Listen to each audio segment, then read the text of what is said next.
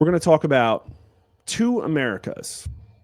We've talked about the first America. We've talked about the high level of happiness and confidence in what Trump is doing. For the first time in our history, a 48% right direction. That's astounding. That means that elected leaders are doing what they said they would do more than any other time in our polling in the last 2 decades, 19 years. Can't stress that enough. Right direction is now 10 points higher than it was in the beginning of Obama. Politics Jesus in the beginning of his first term. I hope Barack Obama is watching right now. I know he's not. Maybe I'll tag him on Twitter just to tell him, because this is a topic that resonates with a lot of people.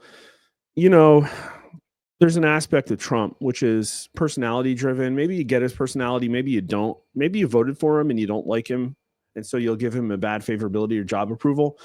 Right direction, wrong track doesn't have a politician's name in it, and it's the first question we ask in our entire poll.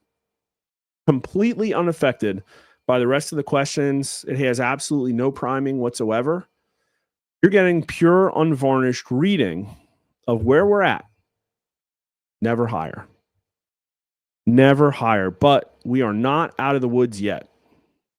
This whole thing is not fixed, because there are two Americas. Two Americas. This is out of our September swing state poll. We did this September 19th to 23rd, right after the vice presidential debate. 10,000 likely voters across 10 battleground states. We put out 41 state polls this time. So this is a lot of them. This is a massive poll. And interestingly, because they're battlegrounds, they're pretty much exactly split between Republicans or Democrats, because the battlegrounds were all really close, except for Arizona and stuff. And so we asked not only these issue questions, not only all the other stuff we normally ask, but we asked a new question. Which cable TV news channel would you be most likely to trust? CNN, MSNBC, Fox News, or Newsmax? And our standard issue question, among all likely voters in the battlegrounds, the economy here was the number one issue. Border security was a distant second at 17%, acknowledging that, Virginia, North Carolina, Minnesota, Michigan, Wisconsin, these states might not care as much about the border. But abortion was number 3, 14%. Interesting. A distant fourth was government corruption and violent crime. And I can tell you now, in our recent issue polling, government corruption is now starting to tick up. It's number 3 now. It's taken the place of abortion in the last state that we just tested. But look at the news channel readings here. CNN says economy, 29%. But number 2 for CNN viewers, not viewers, but people who say they trust the CNN brand most, 21% is abortion. Number 3 is a tie between violent crime and climate change. So number 3 for CNN watchers is climate change. And look at MSNBC, that's even more different. The number 1 issue out of this list for MSNBC viewers was abortion. That's what they cared about most.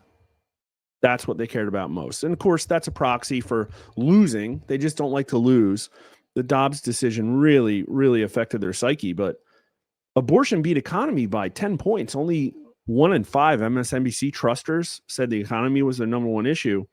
And then everything else was like a wash. Government corruption was third at 8%. Everything else was like 5. Oh no, I'm missing climate change. Sorry, 12%. But look at Fox News and Newsmax, entirely different. Economy 44, border security 28. Newsmax is 38 and 37, and they don't give a crap about anything else.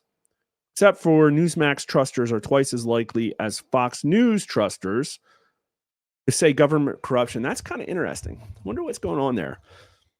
It seems like Newsmax are a little bit more like conservative woke. I don't know. Which issue is the most important one for the next president to solve? Abortion rights, illegal immigration, rising prices, or protecting our democracy? So we're not going to talk about climate change. Let's strip this list down to just the top 2 for the right and the left. And here's where things start to go nuts. MSNBC, protecting our democracy, 46%. Abortion, 28%. What is that? 74%. So 3 in 4. 3 in 4 MSNBC viewers say protecting our democracy or abortion rights. And protecting our democracy is not even a real thing. It's not even a real thing because, like, Fox News and Newsmax viewers don't care. What does that even mean? The people who say none of them, like, I don't have a dog in this hunt, only 19% say protecting our democracy. This is the Trump needs to be in jail proxy. And so that was by far almost half of MSNBC viewers said Trump needs to be in jail.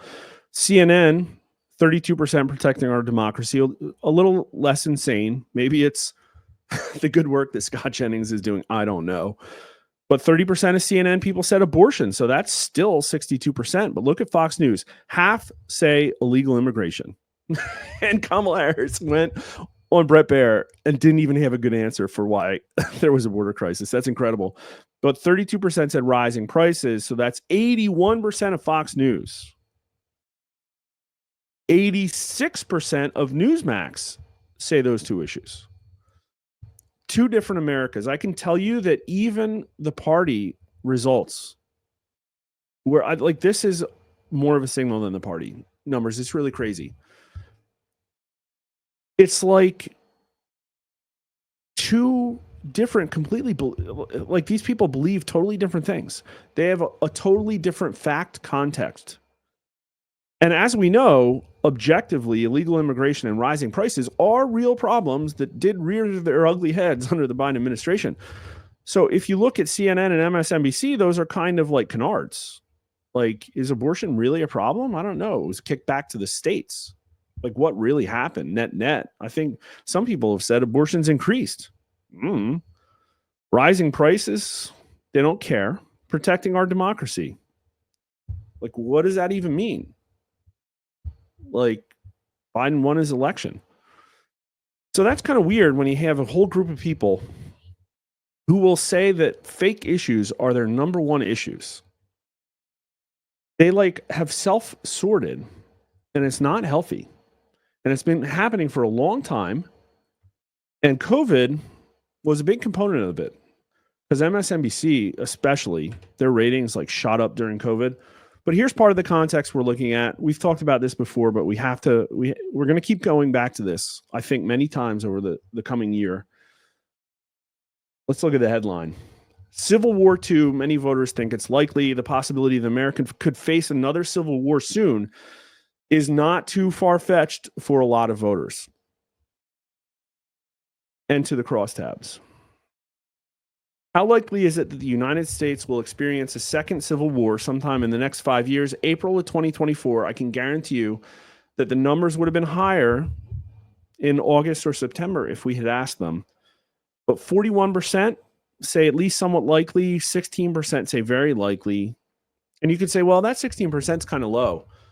But 41% ain't. 41% is not low, and it's the highest in all of our polling. Last time we asked it, I think it was 31%, and that was 6 or 8 years ago. Half of voters say not likely, but only 20% say not at all likely. And who thinks it's most likely is Republicans. 54%.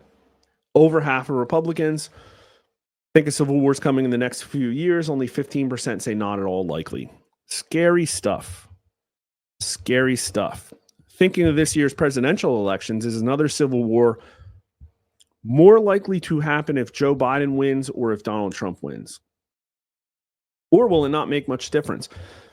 37% say if Biden wins, 25% say if Trump wins. Maybe that's the clown world effect.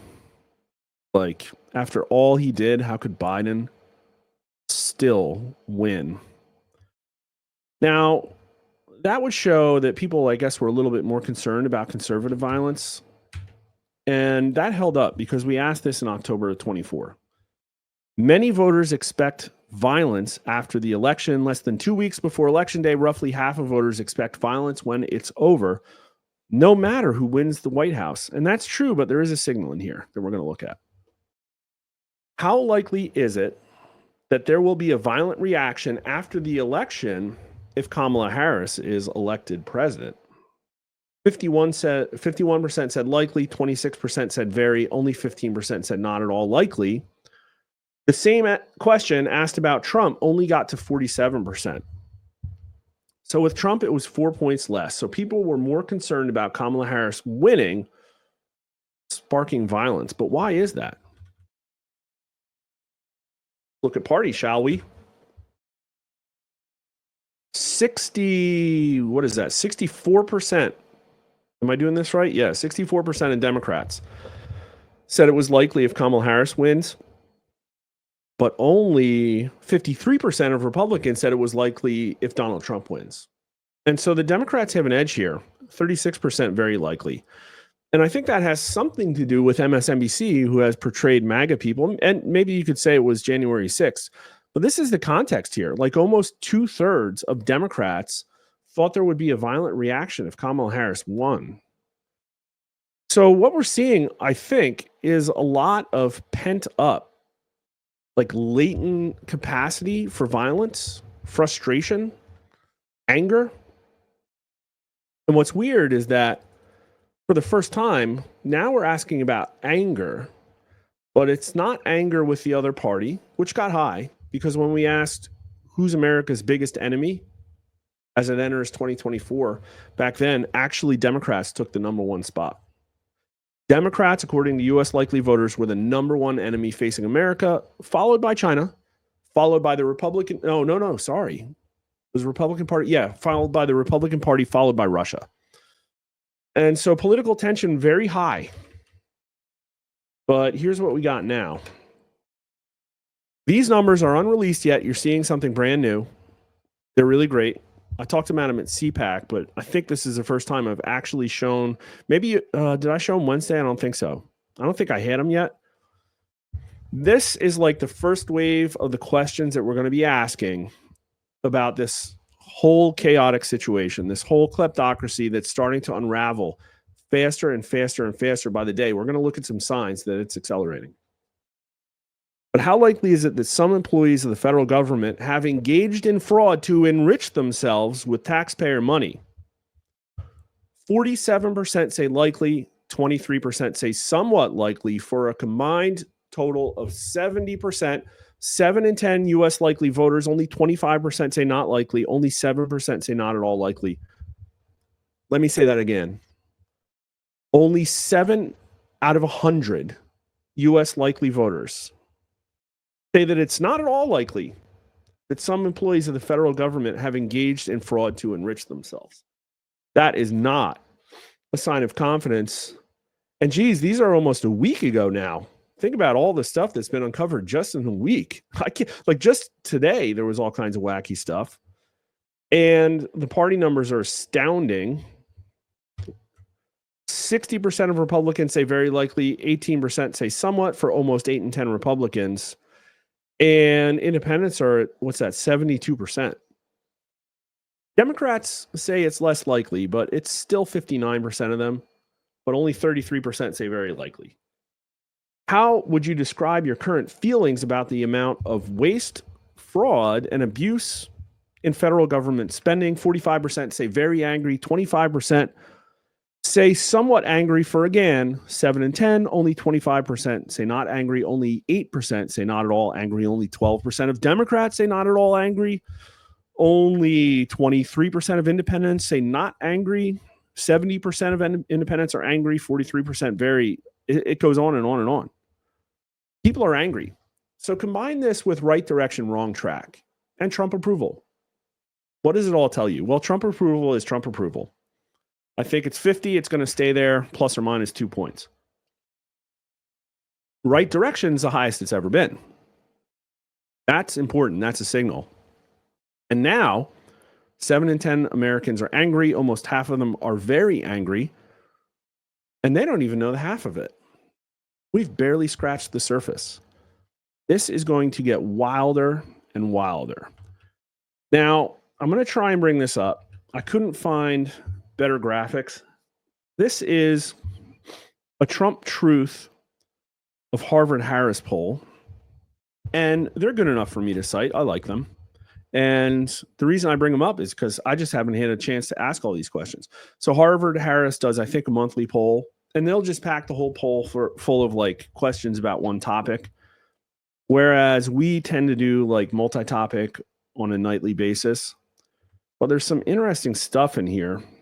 Do you believe the current level of U.S. federal government debt is sustainable or unsustainable? 2 out of 3 voters say unsustainable. Only 1/3 say sustainable. Do you think the U.S. government should move in the next few years to balance the budget? 83% say yes. Only 17% say continue to run deficits. To reduce the budget deficits, do you think we mostly need to reduce government expenditures or increase taxes? 83% say cut. Do you think that we are in need of full examination of the government expenditures, or should we not get in the way of current contracts and expenditures? And Americans are like, what the hell are you even asking? What are you even asking? Of course we want to look at this stuff. 77%. 23% say no. Think about all of the crying government workers. They're saying, no, you can't audit that. You can't go to Fort Knox. Do you think there should be a U.S. government agency focused on efficiency initiatives? 72% say yes, 28% no. Like, it just keeps going. It's pretty much 7-3 on every single one of these. Okay, here's a 6-4. Let's see what it is. The lowest signal here. Let's see what it is. Do you think the so-called Department of Government Efficiency, led by Elon Musk, is helping make major cuts in government expenditures or not? We've heard this. We've heard the mainstream media say, oh, well, he hasn't really found anything. He's just cutting contracts. This has nothing to do with efficiencies. And by a 60-40 margin, Americans say, no, screw you. He's making major cuts. This checks with the 55% approval rating that I had for Doge. Absolutely incredible. But here's where we're at now. And I kind of tipped my hand. Sorry, I showed this picture a little bit before, but it's panic in DC. This is the theme, and it keeps getting worse.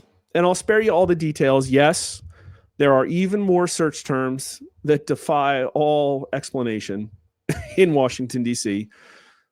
It still, the massive uptick in criminal defense attorney searches is in and of itself absolutely mind-blowing. It's like 5 times higher than at any prior point in Washington, D.C. in like Google search history. It's absolutely incredible. But what's kind of funny is that like this is what they're panicking about now. It's not, but this is what it's like the SpongeBob thing. The email, the Elon's email. And I don't have content to bring us to midnight, but I think, correct me if I'm wrong, tonight's the deadline, 11:59 Eastern time. They got to get their emails in. Elon tweeted something that may have implied that they're getting a second chance, but I think I don't know. I think they'll be able to like tell if, people didn't give an email. Maybe they can look at those folks and see if they're actually like fogging a mirror at the office.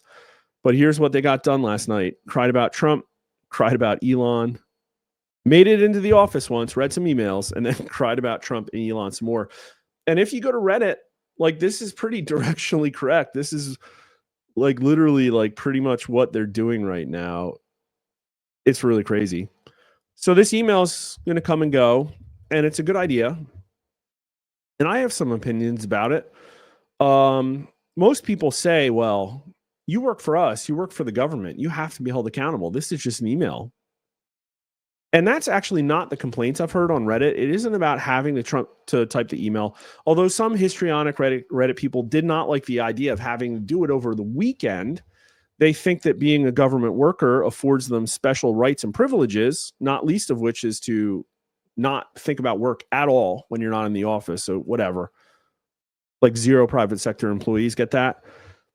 But their complaint was, well, I have a boss already and my boss knows what I do. And so why should I tell Elon? Well, it's like there's a chain of command and Elon reports to the president. So sorry, it's crisis times. So just write your friggin' email. And I love it. I love the idea that it's like not going to come from their manager. It's literally going to come from, they don't want to give Elon any information. They're doing like mental gymnastics to try and figure out ways to justify resisting. They're trying to file lawsuits. I even saw some threatening to bring confidential information to our foreign adversaries. Really sick stuff. Really sick stuff. But I talked about acceleration, and that's what we're seeing. So we're going to run rapid fire through some Twitter stuff here. It's really crazy. Breaking, the CIA has released a statement. This is out of Chris Rufo, who does some really great anti-woke work. The CIA has released a statement on the trans... Uh-oh. What kind of chats? Claiming it'll be taking immediate action on this matter. Well, what matter? The messages published today from an NSA messaging platform allegedly involve a CIA official are unacceptable and have no place at the agency. The CIA will be taking immediate action on this matter, which only further proves the need for serious reforms. Now, stop me if you've heard this one, but what we're talking about is some really sick stuff. Oh, what happened? Gotta go to Chris Rufo. So he's been leaking this out, but apparently they got access to this like secret internal CIA chat that was for like trans interested individual. The left-wing media went ballistic that one of the Doge boys went by the name Big Balls, but they have been dead silent about the NSA, CIA, and now DNI officials discussing, oh dear Lord, castration, polyamory, kink. This is like somebody like getting zapped with a laser somewhere and gangbang. Like, this is sick stuff. This is what people who swore an oath to the Constitution do. When we send them to DC, give them complete 100% job security, little if any oversight. They can just do whatever the heck they want to stop threats to democracy.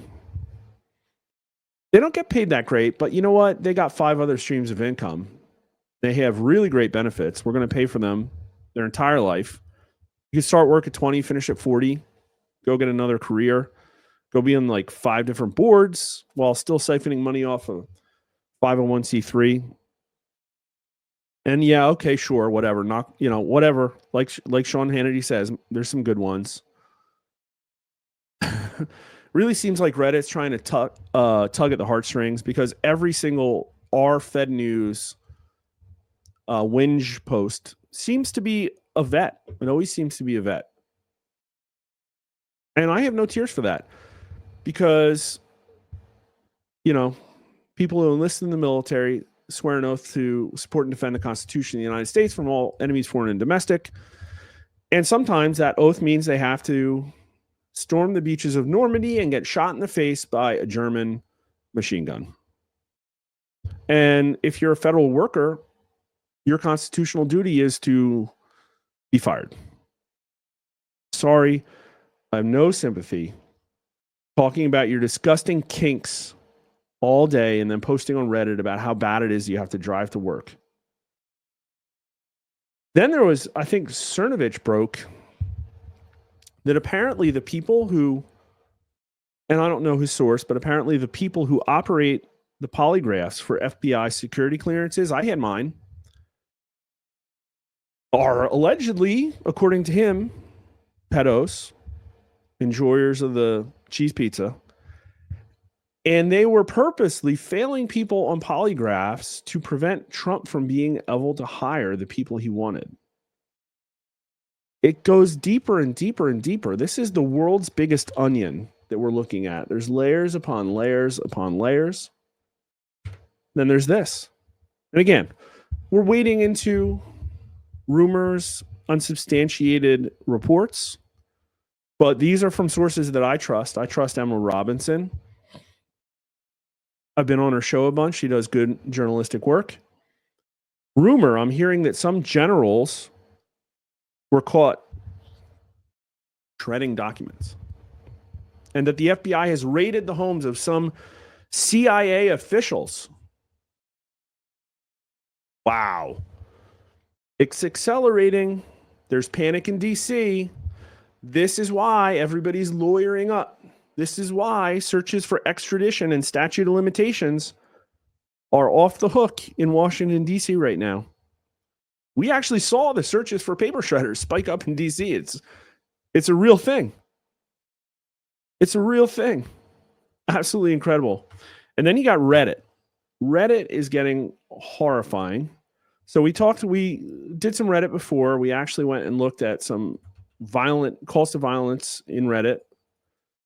They're really trying to gin up the resistance, and they were getting violent.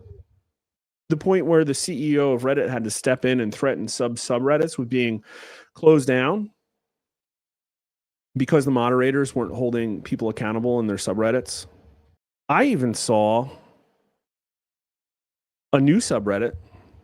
Oh, I did this wrong again. I even saw a new subreddit called Free Luigi, a subreddit of now 35,000 Redditors celebrating the hero of change, Luigi Mangione, celebrating an alleged killer of a healthcare CEO, United Healthcare, because that's their answer to reform. That's how they want to change things. That's their reform. They just shoot the CEO because they're an evil capitalist. Never mind that like 21% of US GDP is the healthcare industry.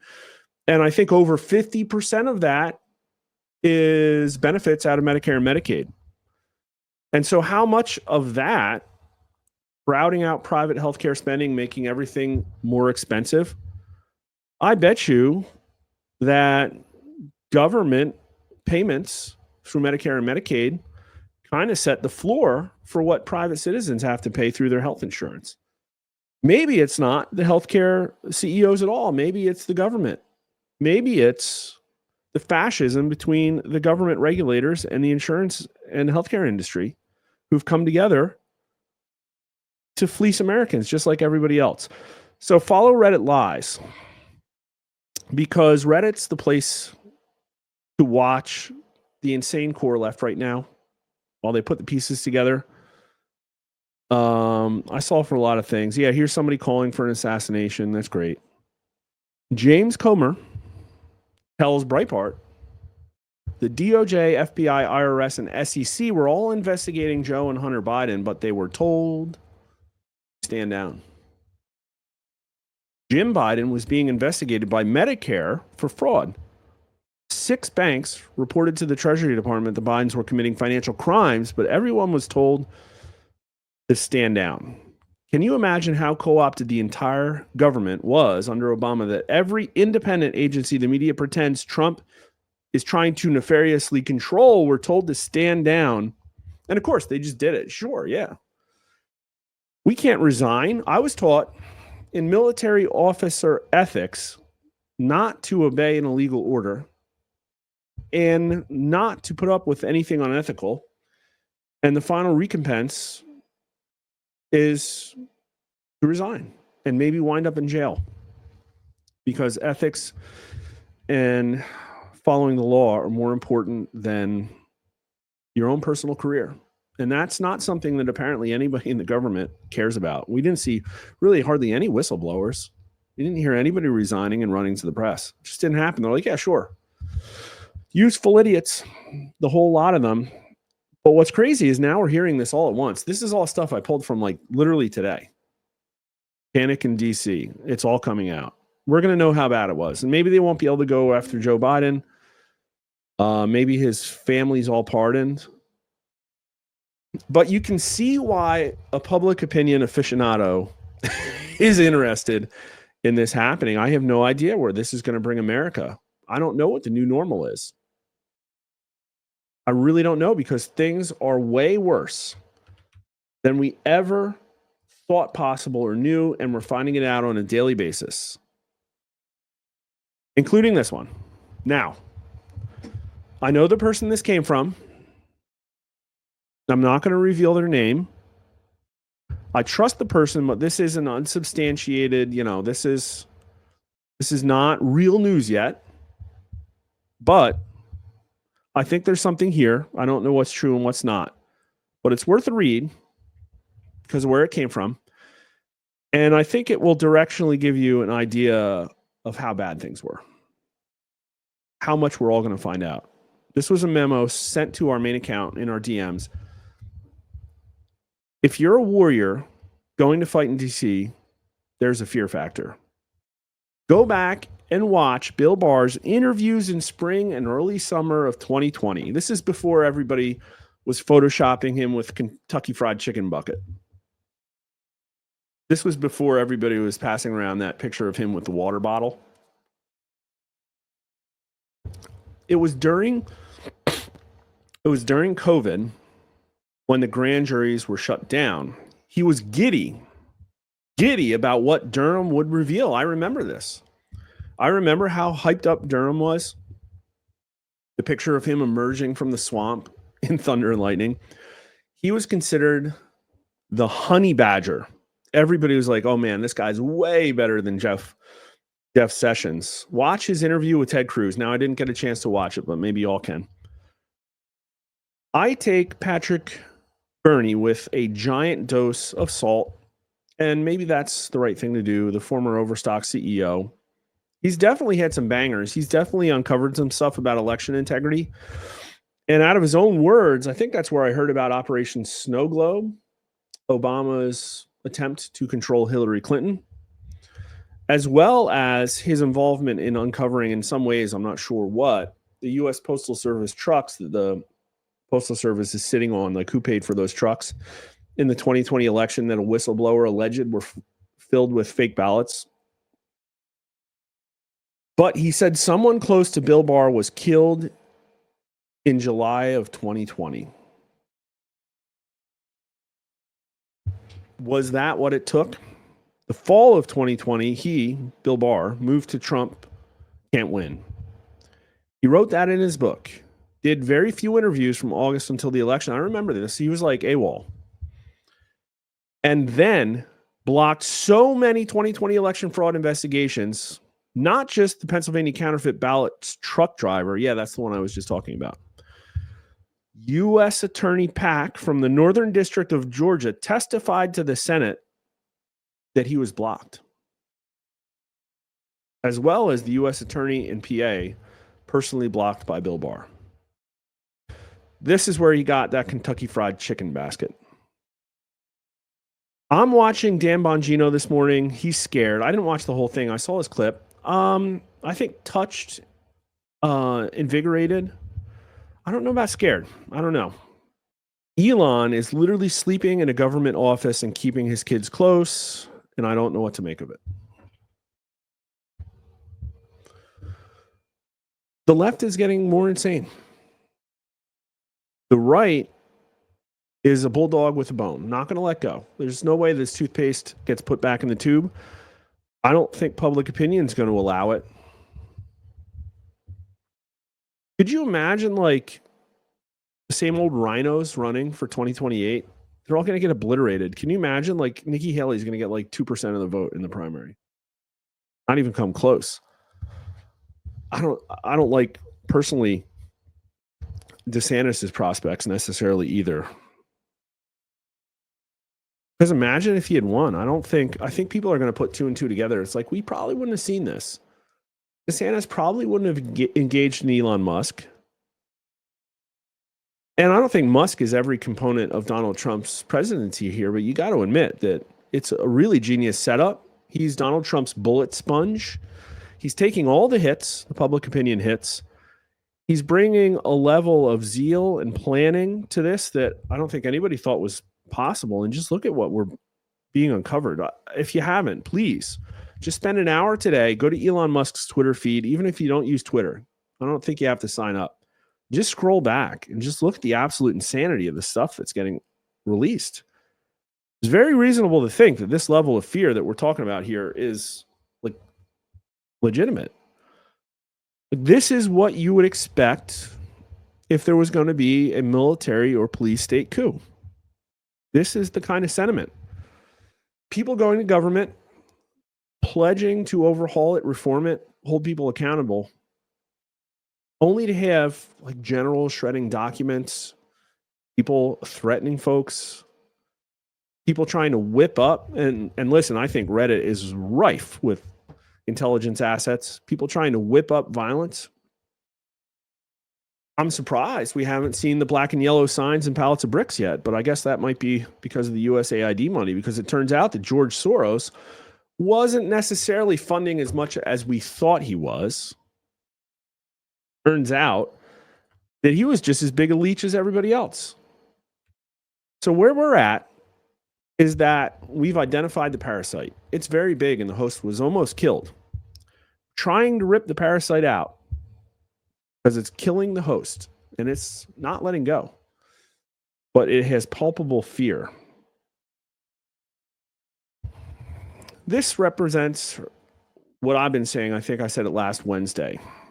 There are no half measures here. This has to go all the way to completion.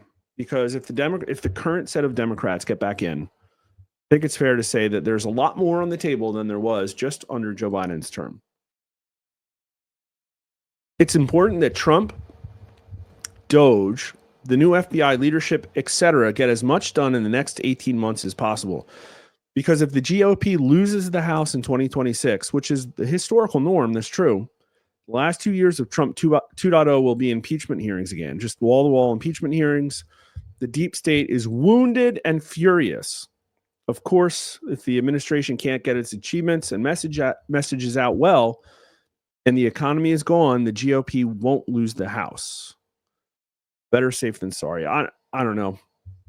I think we need to see RICO investigations into election integrity things. I think we got to get those tariffs fast. That Elon dividend check to consumers might really help stave off. You know, if all that went to paying down debt, lowering per capita consumer debt, that would be great. But I don't know. It really does come down to 2026, I guess. Because they'll try to impeach him for sure. But they'll be invigorated. There'll be more of a pushback. All of a sudden, the House will have investigative power. They'll leak a whole bunch of stuff. They'll do, all the stuff they did with Alex Vindman and Charmella and all that other garbage. So it's getting dire. Every day is something new. Every day is going to bring us to new places in public opinion. And so we're going to be covering it and not sure where it goes. If you've learned something, please follow us at rasmussenreports.com, Rasmussen_poll at Twitter. Follow us on YouTube. Please like and subscribe if you haven't already. Mark_R_Mitchell at Twitter. And thanks for watching.